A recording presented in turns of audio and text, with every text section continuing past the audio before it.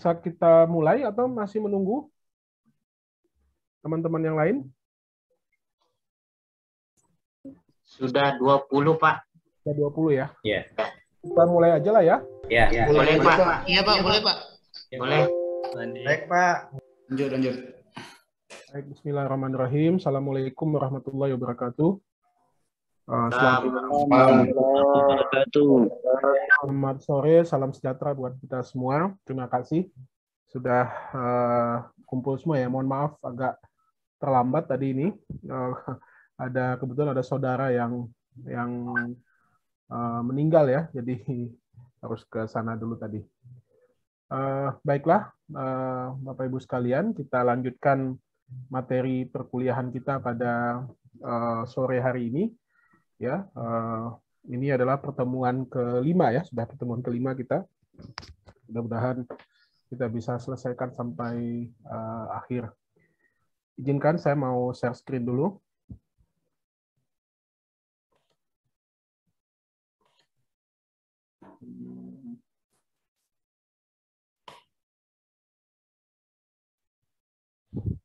Ya.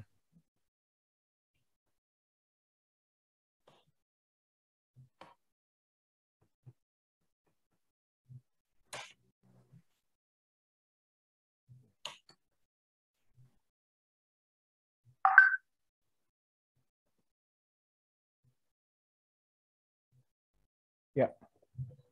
Jadi pada pekan kelima ini, ya Bapak Ibu sekalian, teman-teman sekalian, kita akan mendiskusikan topik mengenai fatwa MUI dan sistem politik Islam di Indonesia. Ya. Jadi kita ketahui bahwasanya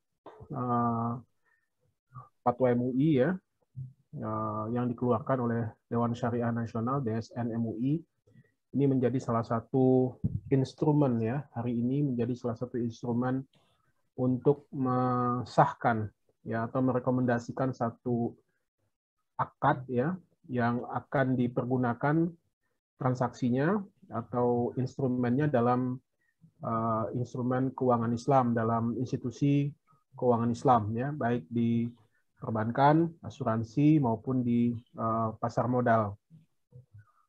Nah, jadi MUI ini pada hari ini memegang peranan cukup signifikan ya, terutama yang Dewan Syariah Nasionalnya (DSN-nya) ya dalam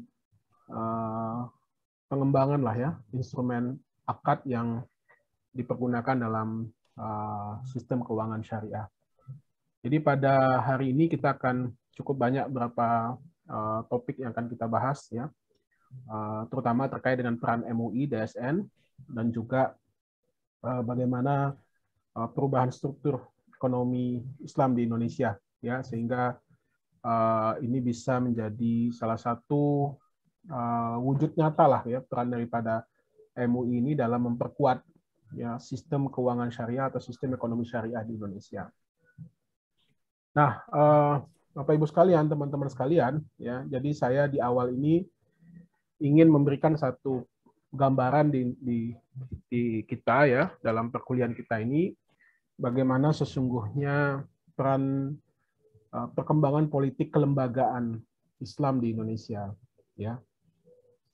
Jadi mungkin selama ini orang hanya berpikir tentang politik Islam ya atau Islam politik, tetapi kita ingin membahas masuk ke dalam topik yang lebih khusus ya terkait dengan kelembagaan atau institusi ya, karena bagaimanapun peran daripada lembaga atau institusi ya di Indonesia ini memegang peranan yang sangat signifikan ya, berpengaruh terhadap perkembangan atau dinamika ekonomi Islam sehari-hari ya. Nah, ini kita coba lihat bagaimana milestone-nya ya atau ini lompatan-lompatan yang ada ya, sehingga setidak-tidaknya kita punya satu gambaran bagaimana sesungguhnya perkembangannya dan ke depan akan seperti apa. Nah, Bapak Ibu sekalian, kalau kita petakan ya dalam sejarah perjuangan bangsa kita ini, ternyata memang awal mula berdirinya satu lembaga modern ya, itu sebenarnya bukan Budi Utomo ya. Bukan Budi Utomo ya, tetapi yang pertama kali berdiri itu adalah Syarikat Dagang Islam ya. Nah, Syarikat Dagang Islam ini merupakan organisasi yang pertama kali lahir di Indonesia. Modern ya, organisasi modern yang menghimpun pedagang-pedagang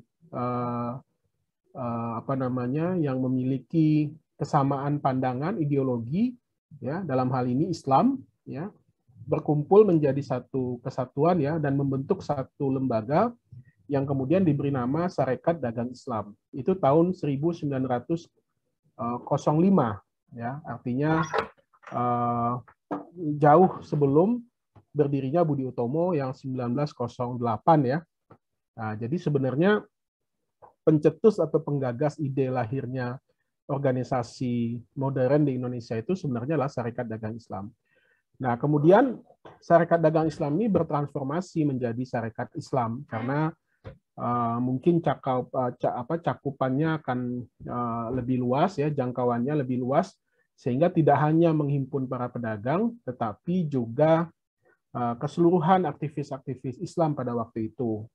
Jadi kalau nggak salah itu hanya 1 atau 2 tahun kemudian membentuk Syarikat Islam. Nah, di Syarikat Islam inilah banyak tokoh-tokoh besar yang merupakan boleh dikatakan sebagai guru bangsa lah gitu ya. Yang notabene mereka inilah yang mendidik para pejuang-pejuang yang kemudian menjadi founding father-nya bangsa ini ya. Nah, diantaranya yang paling fenomenal ya, yang paling berpengaruh luas ya, itu adalah Haji Omar Said Cokro Aminoto ya.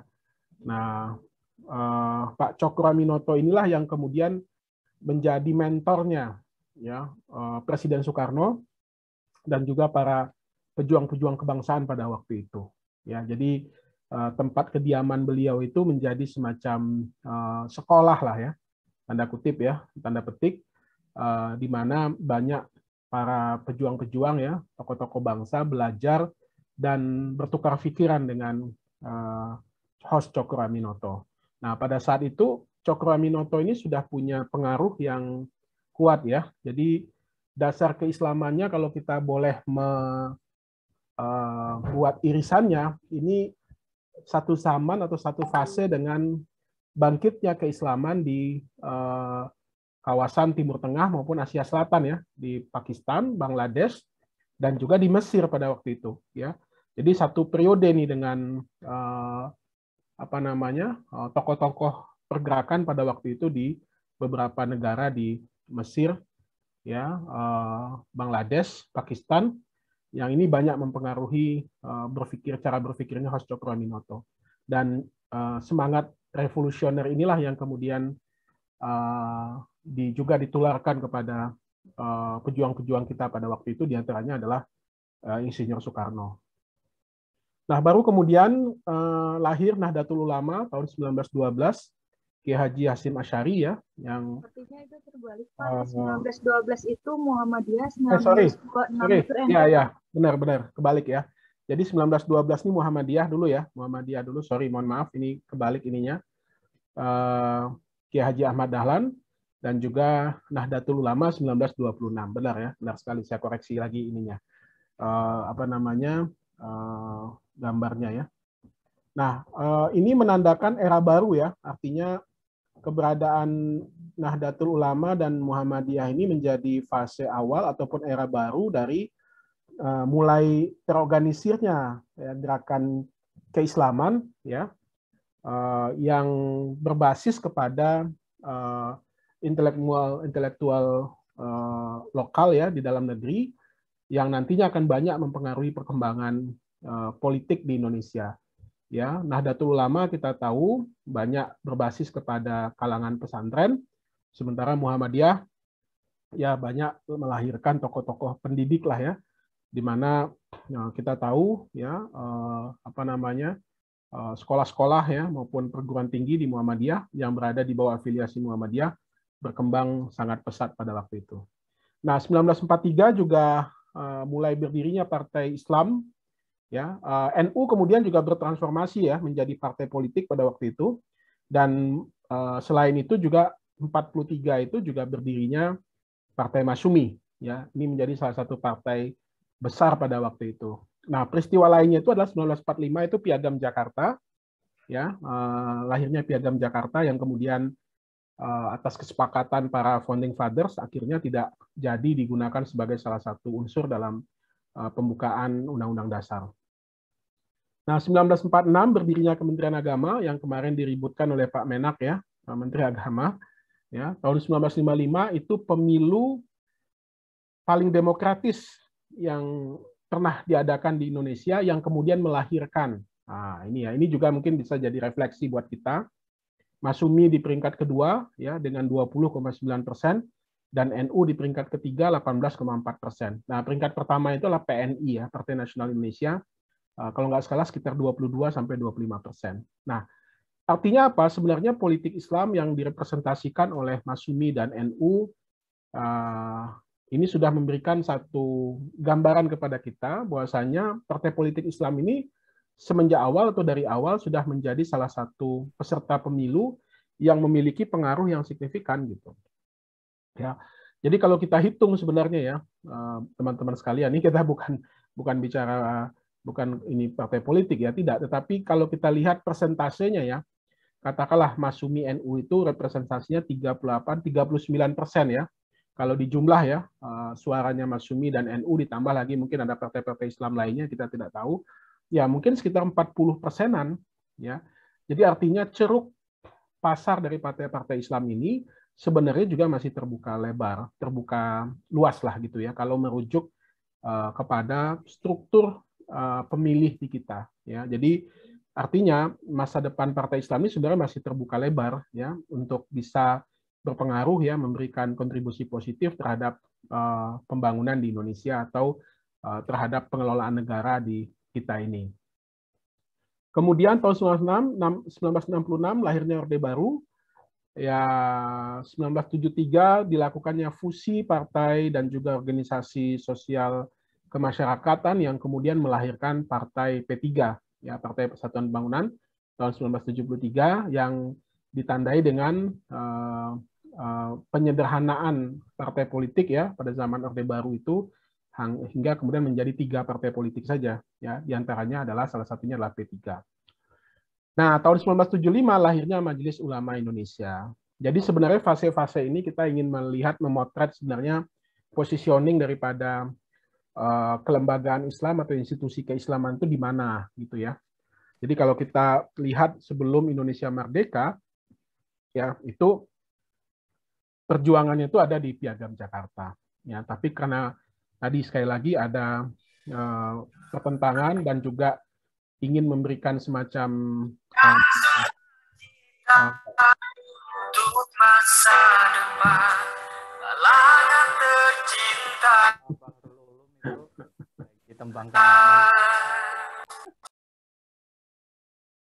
Ini selingan lah ya, selingan ya.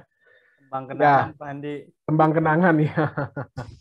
Nah, 1966 pada zaman Orde Baru ya, itu aspek kelembagaan tadi ya, P3 lahir ya, kemudian MUI lahir. Nah, kalau kita lihat nanti kita bisa diskusi ya. MUI ini merupakan representasi juga dari lembaga-lembaga ormas-ormas Islam dan juga unsur-unsur keislaman yang terdapat di TNI pada waktu itu ya. Pembinaan mental atau BIMTAL itu juga ikut terlibat dalam proses kelahiran Majelis Ulama Indonesia tahun 1975. Nah, baru kemudian di akhir ya tahun 1990,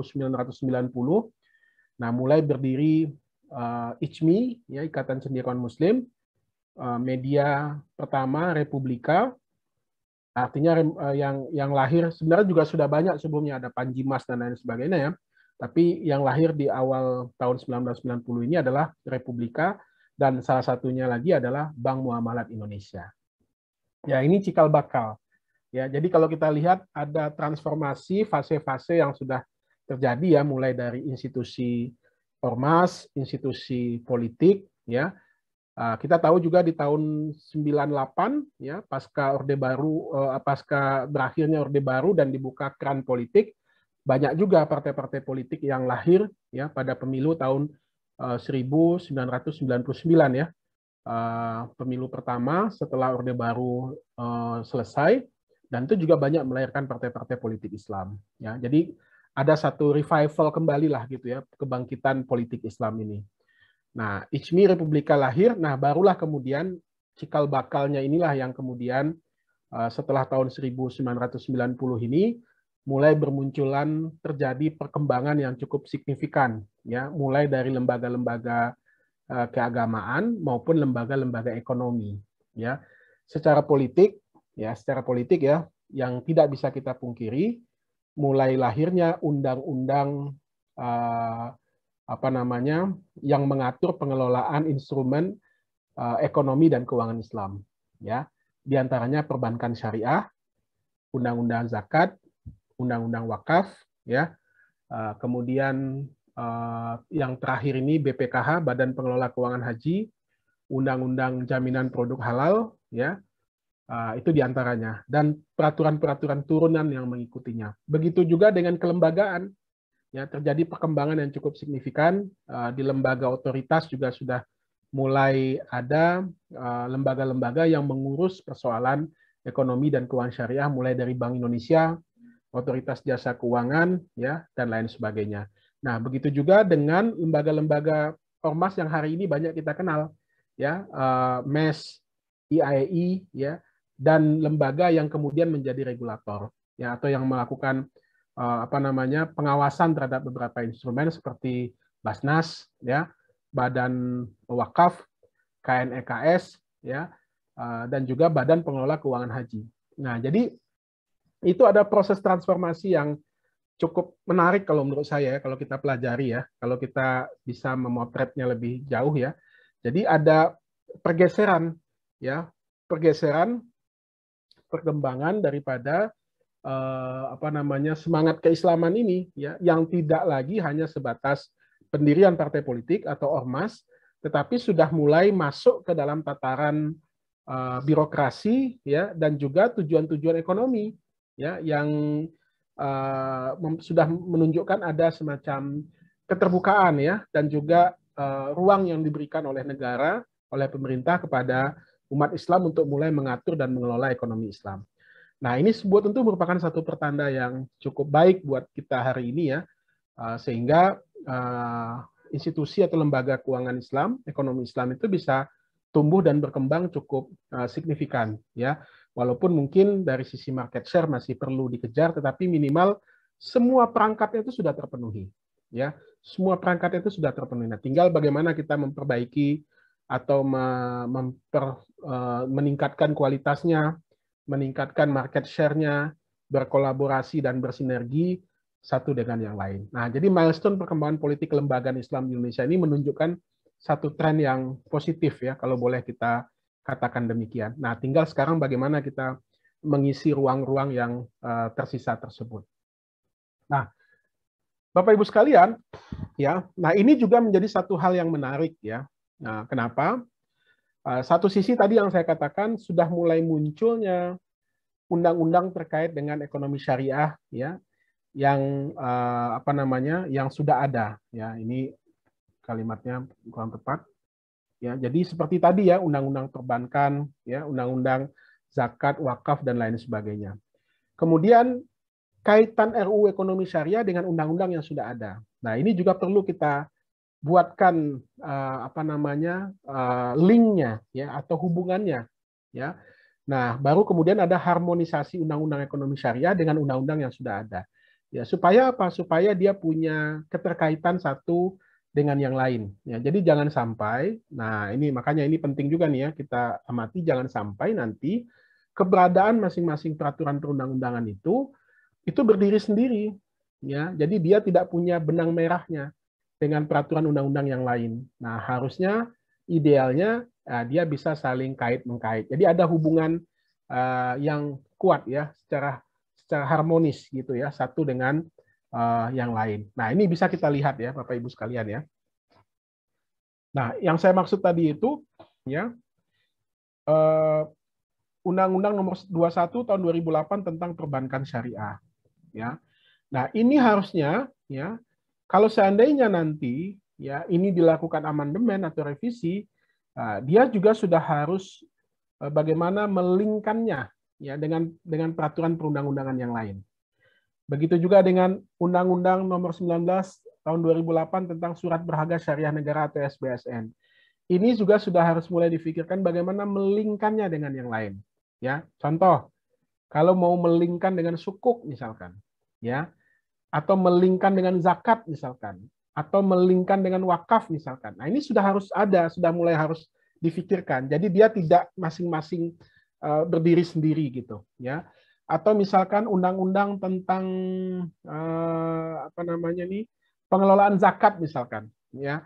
Nah, ini juga sudah harus mulai dilingkan dengan undang-undang yang lain, ya. Contoh misalkan dengan undang-undang pajak, ya. Nah, zakat juga harus menjadi salah satu instrumen yang bisa juga menjadi salah satu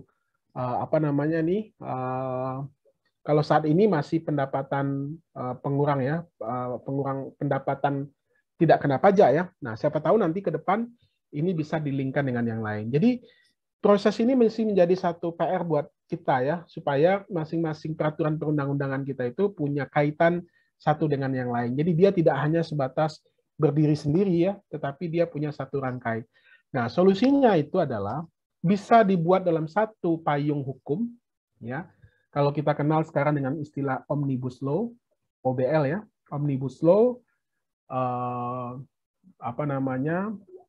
undang-undang percepatan ekonomi syariah, misalkan. Ini contoh saja nih, ini yang terbayang oleh saya gitu, ya. Atau undang-undang percepatan ekonomi dan keuangan syariah sebagai undang-undang payungnya lah gitu, atau Omnibus Law, ya. Nah, sehingga nanti masing-masing perkembangan lembaga itu bisa terkontrol dengan baik gitu loh, bisa termonitor lah dengan baik karena dia pasti akan satu rangkai, ya, satu dengan yang lain karena sudah menjadi satu payung hukum, ya, atau payung Omnibus Law tadi. Nah, ini patut kalau menurut saya untuk kita pikirkan secara bersama bagaimana ini bisa kita wujudkan sebagai salah satu alternatif untuk mempercepat, ya, perkembangan ekonomi dan keuangan syariah dengan melakukan harmonisasi masing-masing undang-undang ke dalam satu payung yang disebut dengan Omnibus Law tersebut gitu. Nah, jadi ini satu satu tema tersendiri lah gitu, ya, yang bisa kita diskusikan nanti bagaimana ini bisa kita wujudkan secara bersama. Nah, baik, saya stop sampai di sini untuk yang perkembangan peraturan perundang-undangan, ya, politik hukum, ya, dalam ekonomi syariah, ya. Nah, ujungnya itu ada di apakah kita akan membuat Omnibus Law atau kita akan membuat undang-undang tersendiri, ya, yang tidak ada kaitannya dengan Omnibus Law sebagai undang-undang jangkar lah, ya, undang-undang ekonomi syariah. Nah, yang kedua kita kembali lagi kepada aspek kelembagaan tadi, ya, Majelis Ulama Indonesia yang melahirkan Dewan Syariah Nasional, ya. Nah, Bapak Ibu sekalian, kalau kita lihat MUI ini kan merupakan wadah, ya. Tadi yang saya katakan dia lahir pada tahun 1975. Jadi ini merupakan organisasi keagamaan yang menghimpun semua ormas-ormas Islam, ya. Mulai dari NU, Muhammadiyah, Syarikat Islam, Perti, Al-Wasliyah, Mataun Anwar, GUPI, PTDI, DMI, Al-Ittihadiyah, dan 4 ulama yang ada di kerohanian Islam, ya, di Angkatan Darat, Udara, Laut, dan Polri, serta 13 tokoh cendekiawan yang merupakan perorangan. Nah, jadi ini inisiator daripada awal berdirinya Majelis Ulama Indonesia. Nah, kalau dilihat, ya, dari fungsinya dan nanti apa kaitannya dengan urgensi keberadaan MUI ini dari perkembangan ekonomi dan keuangan syariah, ya. Yang pertama, ya, tentu dia punya tugas mulia, ya, sebagai warasatul anbiya, ya, sebagai pewaris tugas-tugas kenabian. Dan yang kedua sebagai pemberi fatwa atau mufti, sebagai pembimbing dan pelayan umat, ya, sebagai gerakan Islam wal tajdid, dan sebagai penegak amar ma'ruf dari mungkar. Nah, ini yang saya bold ini, disinilah nanti letak peran dari Majelis Ulama Indonesia ini sebagai pemberi fatwa ya yang selama ini sudah dilakukan oleh Majelis Ulama. Nah, Majelis Ulama ini itu membentuk organ ya yang namanya Dewan Syariah Nasional atau DSN. Nah, jadi sebagai DSN. Nah, tetapi Bapak Ibu sekalian, kalau dilihat dalam perspektif hukum ketatanegaraan kita, memang fatwa-fatwa MUI ini tidak bisa mengikat, ya, tidak bisa mengikat, ya, karena apa? Karena dia bukan merupakan bagian dari unsur atau organ pemerintahan, ya. Jadi kedudukan MUI dalam ketatanegaraan kita sebenarnya adalah berada pada elemen infrastruktur ketatanegaraan. Sebab MUI adalah organisasi alim ulama ya yang mempunyai tugas dan fungsi untuk pemberdayaan masyarakat ya. Nah, dari sudut konstitusi hukum, fatwa MUI tidak mengikat dan tidak bisa dipaksakan melalui penegakan hukum. Ya. Dan fatwa MUI di depan pengadilan bisa dijadikan sebagai keterangan dan atau pendapat ahli ya, bahkan doktrin dalam rangka pembuktian kasus konkret individual in concerto, bukan sebagai peraturan yang abstrak atau umum, ya. Jadi itu, nah ini juga mungkin nanti bisa juga jadi bahan kajian buat kita ya, memposisikan kembali peran daripada MUI dan DSN ini dalam struktur ketatanegaraan kita. Karena bagaimanapun hampir seluruh instrumen yang terdapat dalam lembaga keuangan syariah hari ini ya, baik di perbankan, asuransi, pasar modal, itu merupakan produk yang dibuat atau disahkan oleh Dewan Syariah Nasional ya atau DSN MUI. Nah, tetapi ini baru bisa disahkan ya ketika dia sudah menjadi peraturan OJK ya, POJK atau Bank Indonesia gitu. Jadi DSN MUI sendiri itu tidak punya kekuatan hukum ya di mata hukum negara gitu ya ketika dia mengeluarkan fatwa. Nah, adapun urgensi fatwa DSN MUI ini adalah ya dibentuk dalam mewujudkan aspirasi umat ya mengenai masalah perekonomian dan mendorong penerapan ajaran Islam ya dalam bidang perekonomian yang dilaksanakan sesuai dengan tuntunan syariat Islam. Jadi kita sudah pahami bersama lah ya, sudah bisa kita pahami bersama bahwasanya DSN MUI ini ya membuat satu justifikasi lah terhadap ketentuan hukum yang terdapat dalam instrumen keuangan syariah. Nah, pembentukan DSN MUI merupakan langkah efisiensi dan koordinasi para ulama ya dalam menanggapi isu-isu yang berhubungan dengan masalah ekonomi dan keuangan. Berbagai masalah atau kasus yang memerlukan fatwa akan ditampung dan dibahas bersama agar diperoleh kesamaan pandangan dalam penanganan oleh masing-masing Dewan Pengawas Syariah atau DPS yang ada di lembaga keuangan syariah. Nah, jadi Bapak Ibu sekalian, teman-teman sekalian, nah jadi setelah MUI ini punya satu lembaga yang disebut dengan DSN tadi ya. Nah, DSN ini juga punya tangan ya, punya kaki di masing-masing lembaga keuangan syariah. Nah, namanya itu adalah Dewan Pengawas Syariah atau DPS. Jadi dia ada jenjangnya ya, ada jenjangnya yang sampai ke lembaga atau institusi keuangan syariah itu itulah yang dikenal dengan istilah Dewan Pengawas Syariah.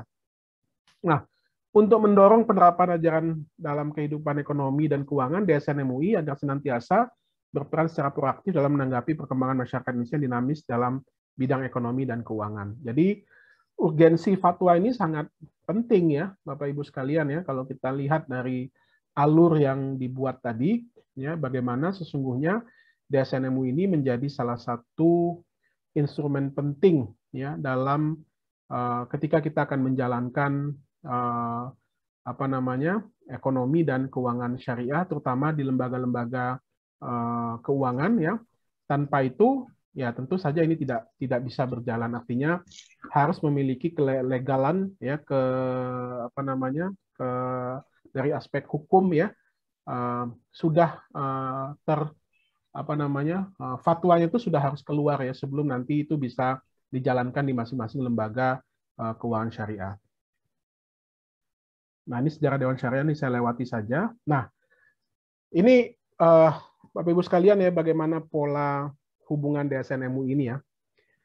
Nah, di kita ya tadi saya sudah sampaikan DSN ini berada di bawah Majelis Ulama Indonesia ya. Ini agak berbeda dengan beberapa negara ya seperti Malaysia misalkan.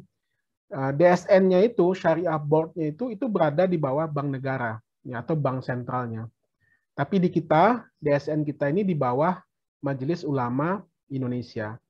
Nah, DSN ini ya itu punya kepanjang tanganan tadi yang saya katakan melalui Dewan Pengawas Syariah.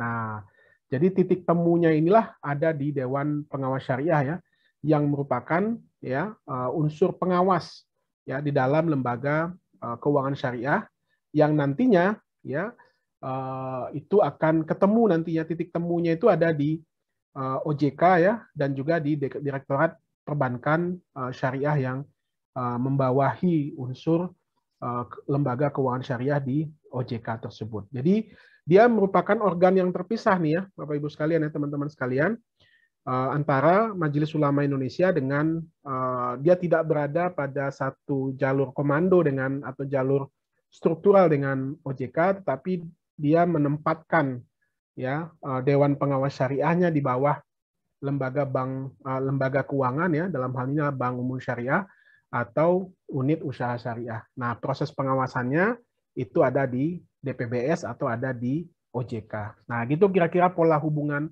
antara OJK dengan Majelis Ulama Indonesia lewat Dewan Syariah Nasional tersebut.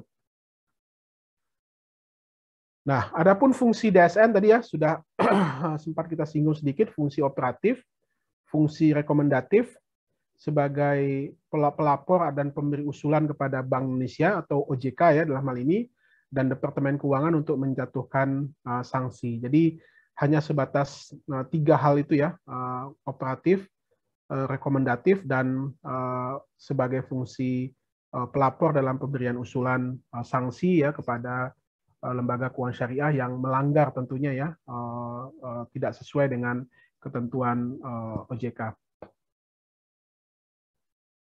Nah, ini sedikit sejarah pengaturan Dewan Pengawas Syariah ya, nah, itu mulai dari Undang-Undang Nomor 7 Tahun 92 ya. Kemudian ada PP nomor 72 tahun 92. Jadi kalau kita lihat dalam sejarah perkembangannya itu ketika masih berada di Undang-Undang Perbankan ya, Undang-Undang nomor 7 tahun 92, sebenarnya juga undang-undang tersebut sudah memberikan ruang pada DPS ya, Dewan Pengawas Syariah untuk bisa beroperasi ya. Jadi dalam suatu lembaga perbankan Islam harus dibentuk DPS. Nah, ini ya tadi ya kalau kita lihat milestone tadi terkait dengan keberadaan bank muamalat ya. Jadi kita bisa bayangkan ya, bank muamalat itu berdiri tahun 90, tetapi undang-undang perbankan syariah sendiri itu baru ada pada tahun 2008 ya, 2008. Ya, jadi praktis itu berapa tahun itu ya? Tanpa 18 tahun ya, tanpa keberadaan undang-undang. Nah, jadi dia melekat menempel kepada undang-undang perbankan nomor 7 tahun 92 saja. Nah, makanya di Undang-Undang Perbankan tahun 92 tersebut diberikan ruang untuk keberadaan daripada DPS ya yang sudah diatur dalam undang-undang tersebut sehingga ini menampung ya keberadaan bank muamalat tersebut. Nah, juga pada PP-nya ya itu diperintahkan kepada bank dengan prinsip bagi hasil untuk membentuk DPS berdasarkan hasil konsultasi dengan Majelis Ulama Indonesia. Jadi kita bisa lihat ya, mulai tahun 92 itu sebenarnya sudah ada ide dan gagasan dari Bank Indonesia untuk membentuk DPS ya dalam bingkai Undang-Undang Nomor 7 Tahun 92. Jadi bukan dalam bingkai Undang-Undang Perbankan Syariah. Ya, jadi ini sudah merupakan satu politik akomodatif lah ya yang dilakukan oleh negara terhadap dinamika yang ada pada waktu itu, yaitu lahirnya Bank Muamalat Indonesia sebagai representasi bank syariah pertama di Indonesia. Nah, ini menarik ya. Kenapa? Karena Bank Muamalat ini ya, ini kan merupakan murni daripada inisiatif dari masyarakat. Ya. Jadi Bank Muamalat itu boleh dikatakan murni inisiatif dari masyarakat yang kemudian diakomodasi oleh negara atau oleh pemerintah pada waktu itu. Ya, diakomodasi oleh pemerintah pada waktu itu. Jadi sehingga tuh ada 3 institusi waktu itu yang merupakan simbol politik Islam pada waktu itu ya. Walaupun tidak merupakan representasi partai politik, tetapi minimal negara atau pada saat itu ya peta perpolitikan negara pada waktu itu telah memberikan ruang kepada lembaga atau institusi Islam untuk mulai muncul. Ya, tadi ada tiga simbol ya. Satu, di sisi medianya muncul Koran Republika, kemudian dari sisi organisasi kemasyarakatannya muncul Ikatan Cendekiawan Muslim Indonesia atau ICMI, dan yang ketiga dari sisi lembaga keuangannya atau perbankan lahirnya Bank Muamalat Indonesia. Nah, 2 tahun setelah itu diakomodasi dalam Undang-Undang Perbankan ya nomor 7 tahun 92. Nah, kemudian baru pada tahun 2000 ya DSN MUI ya itu mulai mengatur ya atau mulai menertibkanlah keberadaan DPS ini.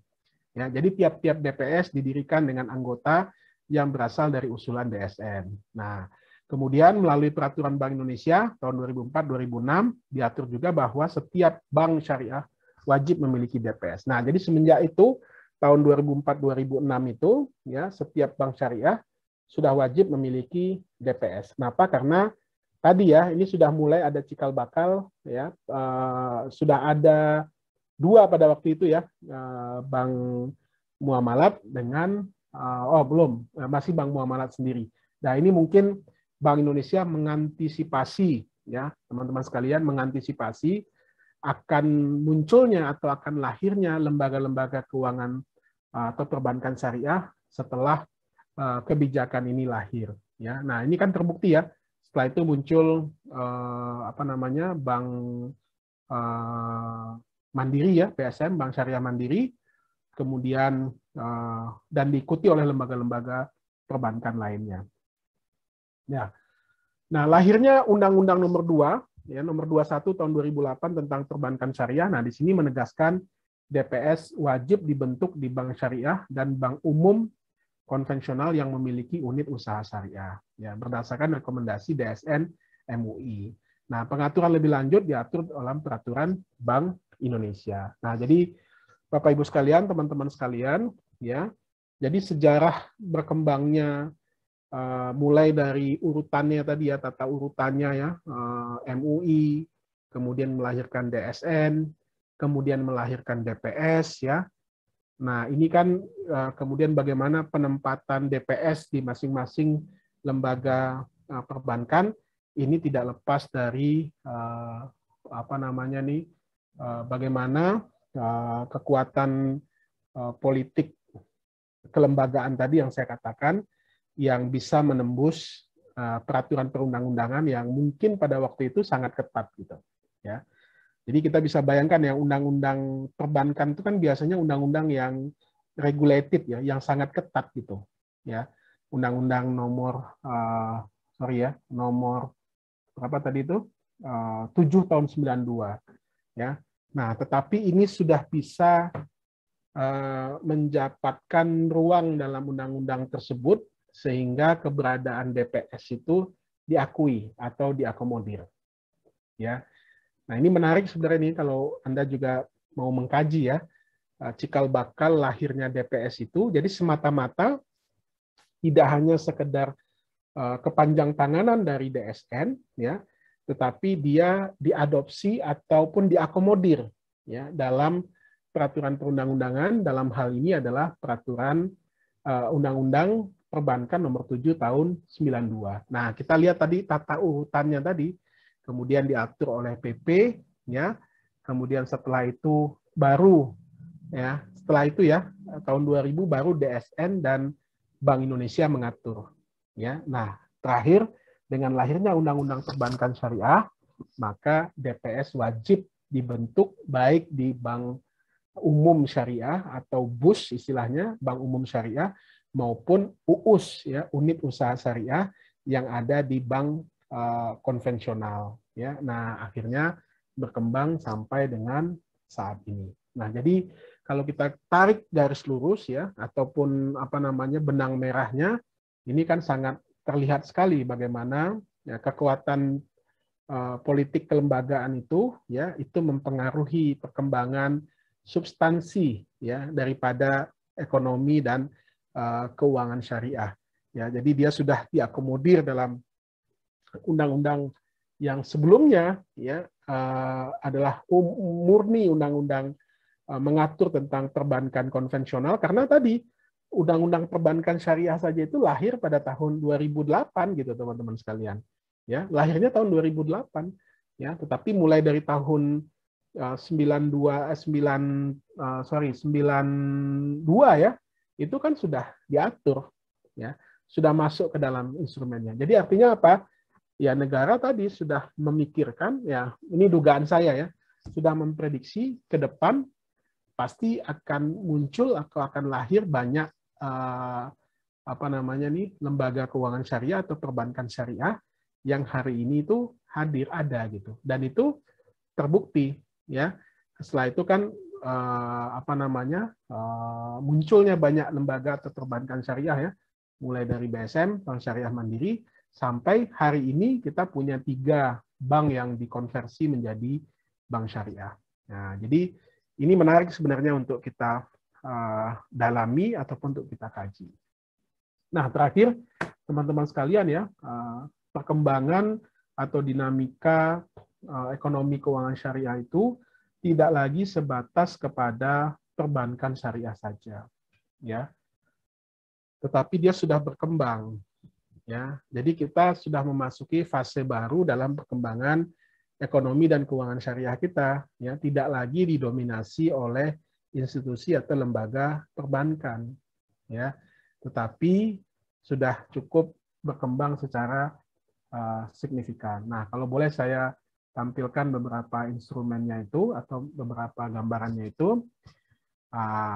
Ini ada commercial finance, satu sisi ya, dengan semua lembaga yang terdapat di dalamnya, baik lembaga perbankan maupun lembaga non perbankan, ya. Nah, ini dari sisi commercial finance atau bank umum lah gitu. Kemudian ada lembaga social finance, ya, atau lembaga sosial keuangan. Nah, di sini berhimpun ada wakaf, ada zakat, ada infak, ada sedekah, dan lain sebagainya. Di sini ada halal industry, ya, halal industry, ya, ada fashion, ada farmasi, ya, ada media, ya, ada food and minuman, ya. Di sini ada communities, ya. Nah,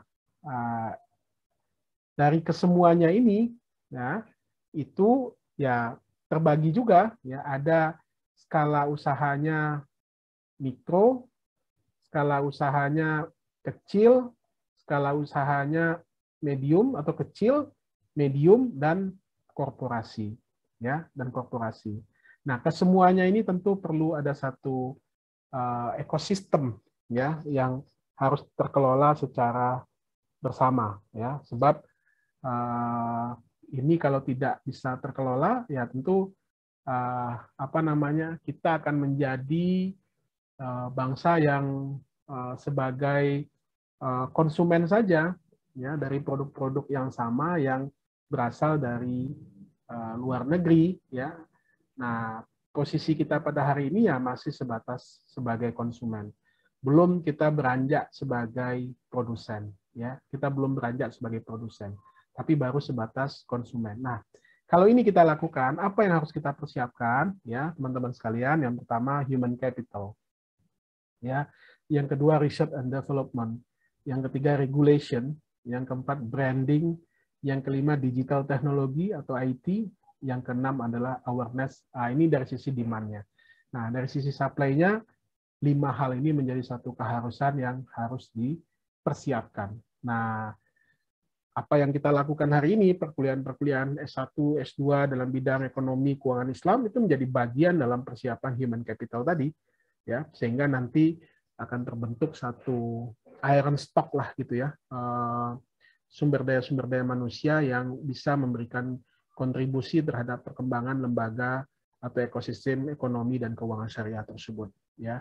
Selain itu, research and development, ya, kampus, lembaga pendidikan juga diharapkan akan berkontribusi ke sana untuk memberikan research and development. regulation satu lagi. Nah, tadi juga sudah kita bahas banyak ya. Nah, regulation ini juga menjadi satu hal yang penting ya untuk kita perkuat kembali. Maka pertanyaan saya di atas tadi, apakah kita akan membentuk omnibus law ya untuk melakukan akselerasi perkembangan ekonomi dan keuangan syariah ini atau seperti apa ya.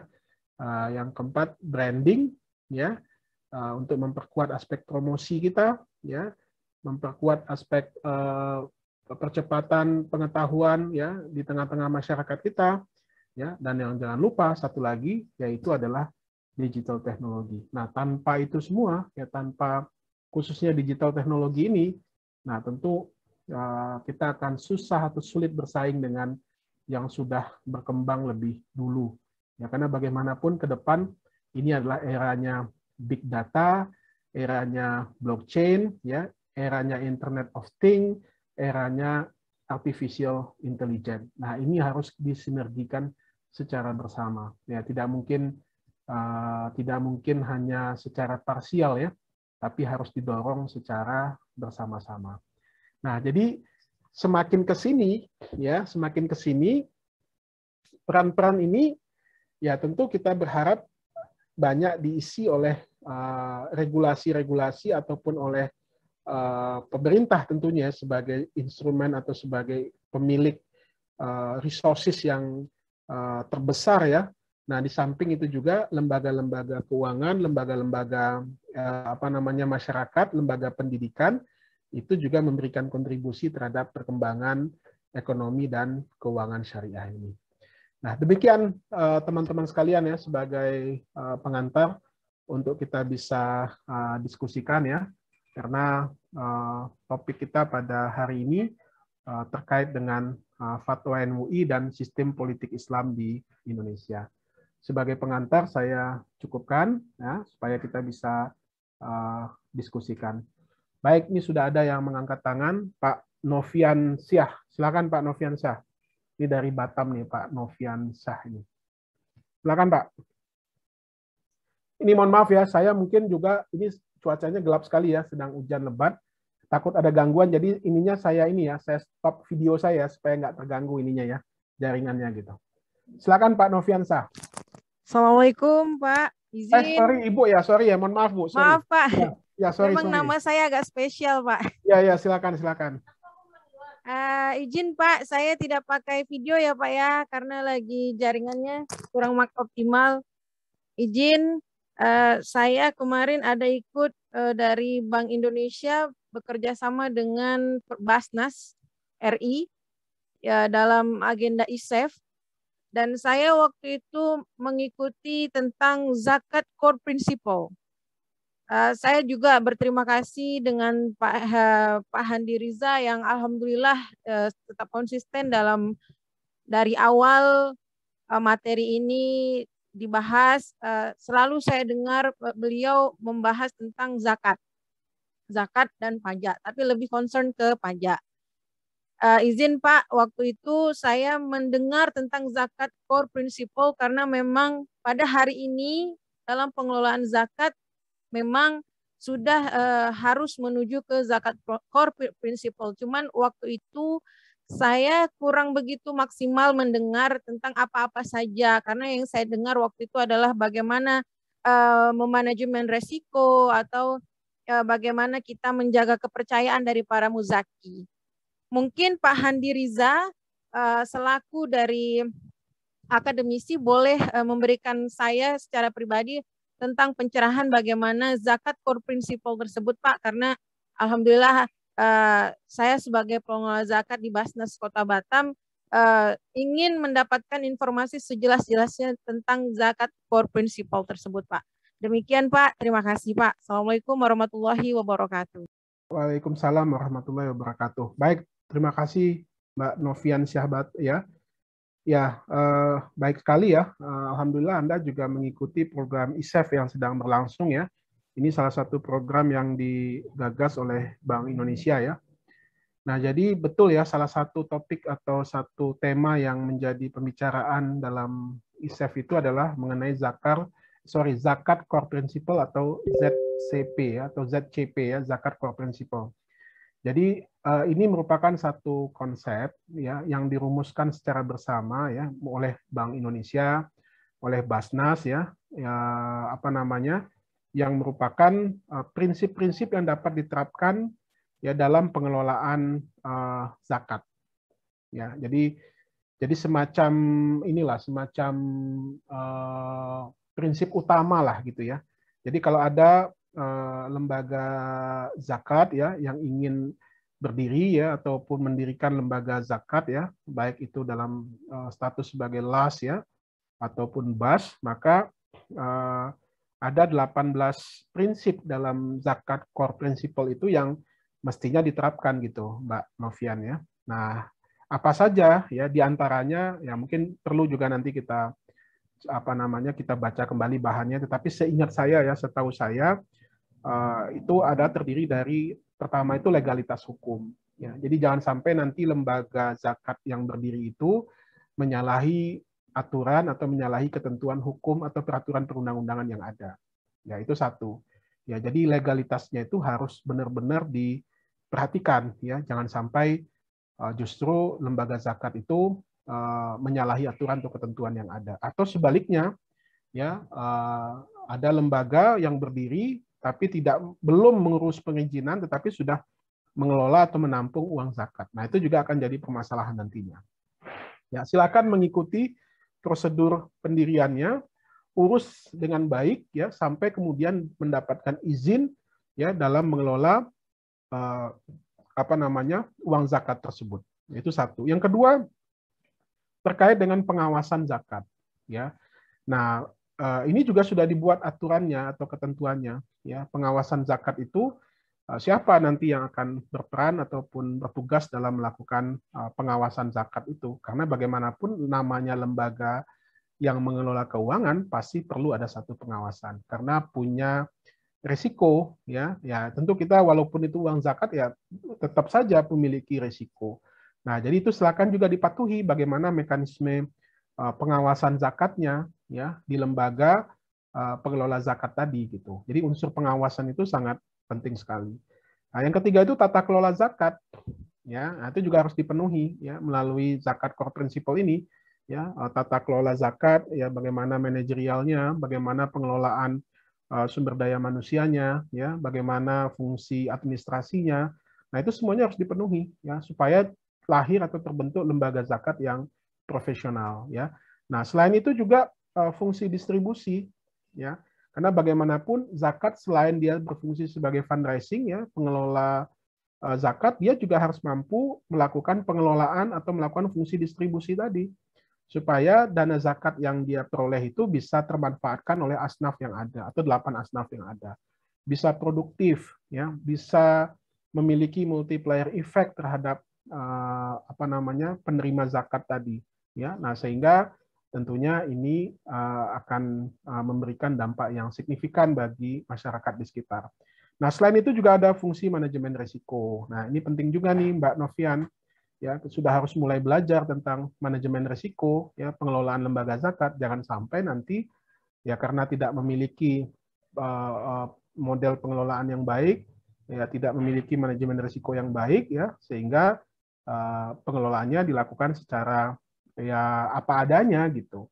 Nah, ini kan akan sayang sekali, apalagi daerah-daerah yang potensial seperti Batam itu benar-benar harus memiliki satu tata kelola yang baik gitu ya, sehingga bisa mengoptimalkan pengelolaannya. Nah, selain itu juga harus memenuhi syariah compliant ya, mulai dari proses fundraising-nya ya, penerimaan zakatnya, ya, penyalurannya, ya. Nah, itu harus memiliki fundraising gitu ya dalam pengelolaan zakatnya tadi. Nah, terakhir juga harus menggunakan laporan akuntansi zakat.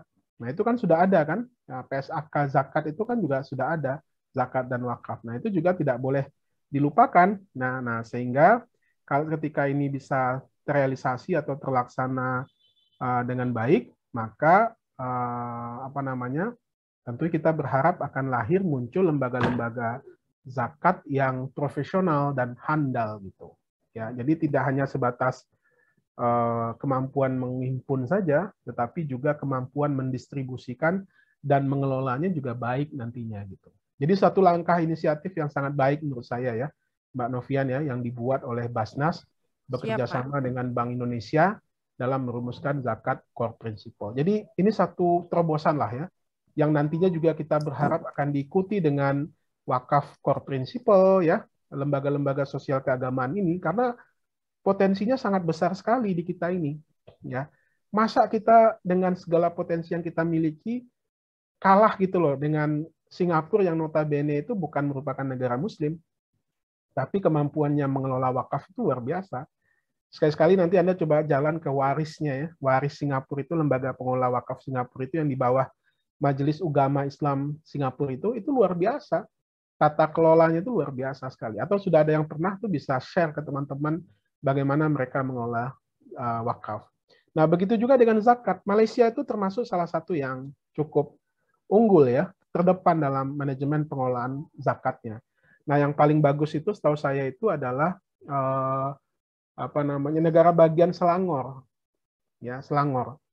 Nah, itu bagus ya. Bahkan mereka itu berani untuk bekerja sama dengan pihak eksternal, dalam hal ini perusahaan profesional ya, yang menjadi amilnya, itu berani mereka ya bekerja secara profesional dan tentu hasilnya tentu lebih baik gitu ya. Nah, ini suatu hal yang luar biasa. Nah, ini benar nih Pak Abu Salim, PSAK 109 akuntansi zakat, infak dan sedekah. Nah, ini juga harus diikuti, mulai diikuti gitu. Nah, jadi gitu ya Mbak Novian ya. Betul Pak. Jadi saya ingin sharing juga. Alhamdulillah kami di Basnas itu ada namanya SIMBA Pak, Sistem Manajemen Basnas. Jadi di sana ada pelaporan baik fundraising maupun pendistribusian. Yeah. Di sana kita bisa secara transparan dan terpusat seperti itu Pak. Jadi apa yang sudah disampaikan di zakat core principle pada dasarnya sudah terlaksana di Basnas Kota Batam maupun di Basnas daerah lainnya. Yeah. Dan selanjutnya kami di struktural itu ada namanya Satuan Audit Internal. Dan itu juga dibahas kemarin di dalam pengendalian dan pengawasan zakat.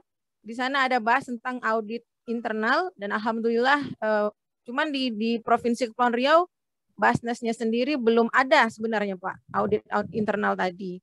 Dan ini merupakan wawasan baru bagi kami untuk bisa menerobos dalam arti kata mempersiapkan tentang adanya pengendalian pengelolaan keuangan, karena memang Basnas hari ini memang menjadi suatu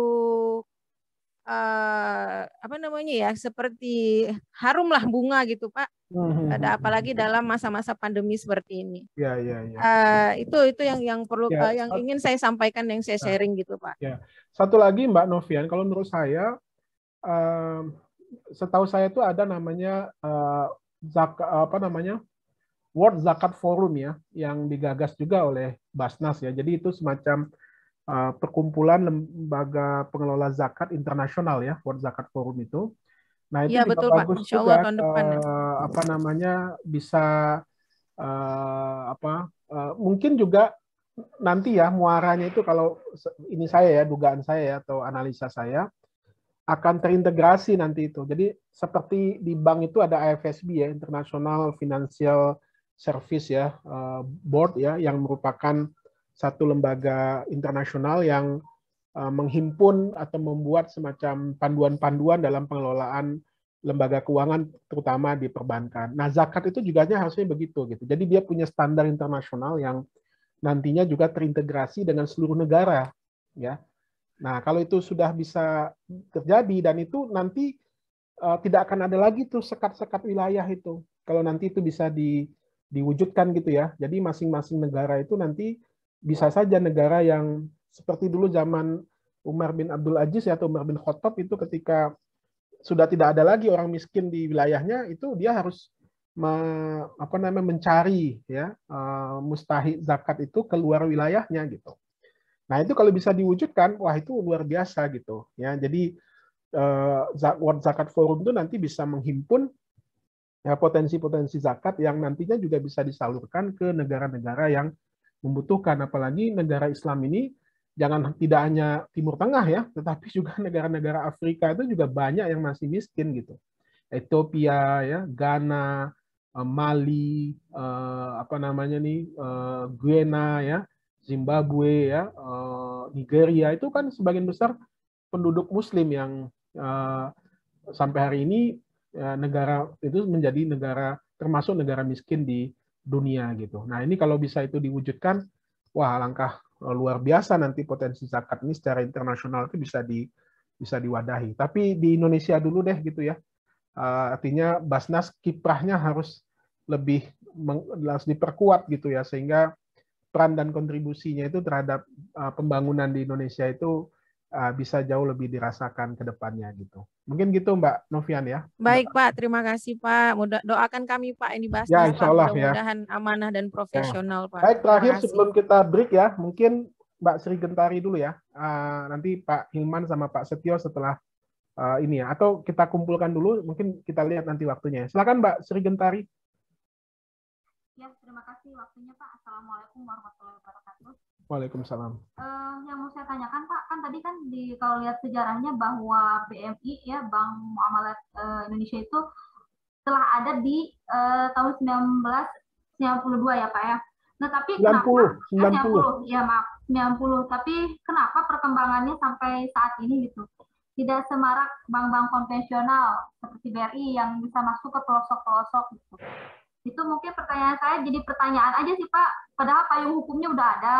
Terus dia bank muamalat, bank syariah pertama yang muncul di Indonesia. Tapi kenapa kok sampai sekarang progresnya tidak secepat bank-bank konvensional yang lainnya? Mungkin bisa dijelasin gitu Pak. Terima kasih banyak. Assalamualaikum warahmatullahi wabarakatuh. Waalaikumsalam. Baik, kita tampung dulu ya biar bisa sekalian. Ini Pak Setio, silakan Pak Setio. Baik Pak, terima kasih. Assalamualaikum warahmatullahi wabarakatuh. Assalamualaikum warahmatullahi wabarakatuh. Pak, kami mau mendapatkan informasi. Kalau saat ini di Indonesia kan Dewan Pengawas Syariah kan boleh merangkap di maksimal 5 lembaga keuangan syariah yang diatur oleh OJK atau di bawah pengawasan OJK. Yang kami rasakan saat ini memang dengan boleh merangkapnya itu mungkin karena kekurangan sumber daya juga Pak ya. DSN MUI bisa merekomendasikan, namun efeknya adalah Dewan Pengawas Syariah itu dalam tanda kutip karena nyambi di 5 lembaga itu jadi tidak terlalu fokus untuk benar-benar mengawasi syariah compliance di lembaga keuangan syariah itu. Iya.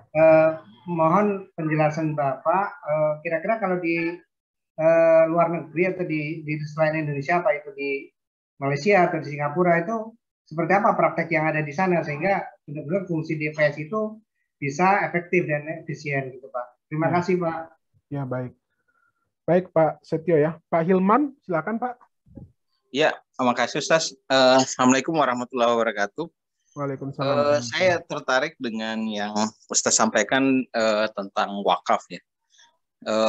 Saya belum tercerahkan mungkin Ustaz tentang powerful-nya wakaf ini sampai ada mau pembentukan semacam bank khusus untuk mengelola wakaf ini, bank wakaf gitu.